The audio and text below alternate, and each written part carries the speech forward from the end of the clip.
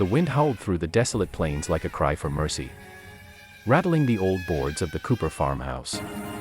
Inside, beneath the flicker of a dying lantern, a woman lay on the cold wooden floor, her trembling hands clutching her swollen cheek. Her name was never whispered with kindness anymore, only cursed, spat upon by the men she once called husband. The same men who now stormed out of the room, his boots pounding like thunder, shouting that she'd brought him shame, 3 daughters. 3 curses, as he called them. Outside, the rain fell heavy, drenching the earth, washing away the dust but not the pain. Her 3 little girls huddled in the corner, their tear-streaked faces pressed together as they whispered, "Mama, we'll be good. Please don't let him hurt you again." She smiled weakly through the pain, brushing the hair from their foreheads. "It's not your fault, my angels," she whispered, her voice trembling like the flame on the lantern. "It's never your fault." That night, as the men left to drown his rage in whiskey, something inside her broke, not her spirit, but the last thread tying her to that house of misery. She gathered her girls, wrapped them in the only blanket she owned, and stepped out into the storm. Barefoot, bleeding, but free. The rain washed away her tears as she whispered a silent prayer. Not for herself, but for strength to keep walking. Miles away, under the same storm, a man named Samuel Brooks stared out from his ranch window.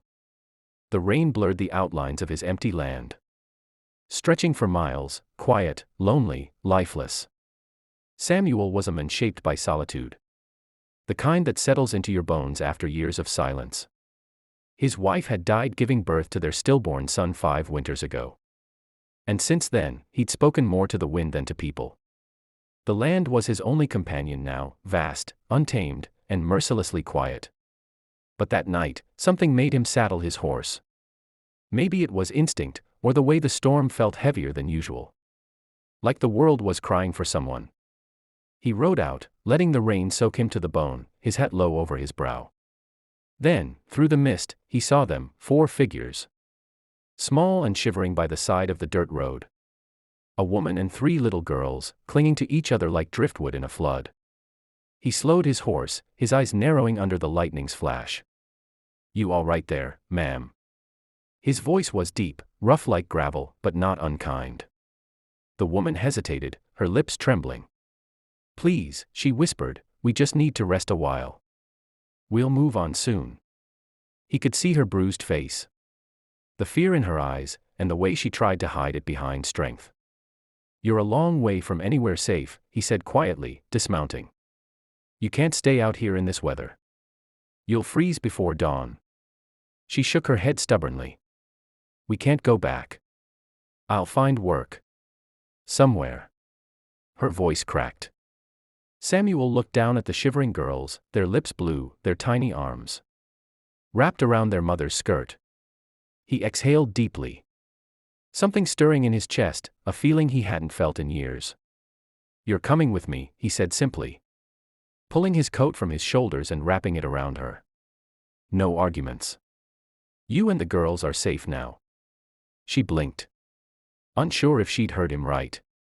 But his tone wasn't demanding, it was final, protective, certain. She didn't have the strength to refuse. He lifted one girl onto his horse, then another, then helped the woman up behind him. The warmth of his coat and the steady rhythm of the horse's stride made her close her eyes. For the first time in peace. When they reached his ranch, the firelight flickered through the window like a promise. He brought them inside, drying the girls by the hearth, finding old quilts and his late wife's clothes. The woman, Emma, she finally said her name was, stood awkwardly near the doorway, unsure if she belonged. "You've got no reason to trust me," Samuel said, handing her a mug of hot water. "But I don't like seein' good folks broken by bad men. You can stay as long as you need. I've got plenty of work and more space than sense." Days turned into weeks. The girls' laughter began to fill the empty halls of the ranch, their small footsteps chasing away ghosts. Emma helped cook, mend fences, and feed the horses. She was quiet but strong, her hands gentle, her heart scarred yet stubbornly alive. Samuel found himself watching her sometimes, Not out of desire, but out of awe at how someone could endure so much pain and still smile for her children. In the evenings, they'd sit by the fire, the girls asleep, and talk in low tones.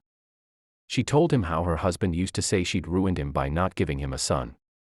Samuel clenched his jaw. "That man's a fool," he said. "You gave him 3 reasons to live, and he threw Em away." One morning, the past came roaring back. Her husband, drunk and furious, rode up to the ranch, demanding his property back. He shouted insults, his words venomous. Calling her names Samuel couldn't bear to repeat. Emma trembled, clutching her daughters behind her. But Samuel stepped out onto the porch, his rifle resting casually against his arm. "You got one chance to leave, friend," he said coldly. "Because she's not yours anymore." The men spat at the dirt. "You think you can take what's mine, rancher? She's my wife." Samuel's eyes hardened. "No. She was your victim. Now she's under my roof, and I don't let snakes in my house." The 2 men stood in silence as the wind swept the dust between them. The drunk reached for his gun, but Samuel was faster. He didn't shoot to kill, just a warning shot into the ground near his boots. The sound echoed through the hills like thunder. "Next one won't miss," Samuel said quietly. The men backed away, cursing, before riding off into the horizon. Emma fell to her knees, trembling. Samuel knelt beside her, his hand hovering, unsure if he should touch her. "You're safe now," he murmured. "I won't let anyone hurt you again." She looked up at him, with tears glistening in her eyes. "Why?" she whispered. "Why help me?" He swallowed hard, looking away. "Because I know what it's like to lose everything," he said softly. "And maybe I was waiting for a reason to start over." That night, as the stars broke through the clouds, Emma and her daughter slept soundly for the first time in years. Samuel sat outside, staring into the open fields, a faint smile on his lips. The ranch no longer felt empty, it felt alive. In time, laughter returned, not just from the children, but from him too. Emma found her strength again. Not as a wife, not as a victim, but as a woman who'd survived. And found peace in the most unlikely place, within the heart of a lonely rancher who saw her worth when the world didn't. And sometimes, when the wind carried their laughter across the fields, Samuel would whisper to himself, "You're coming with me, not as an order, but as a promise that no one would ever face the storm alone again." The sun rose over the hills, painting the ranch in gold.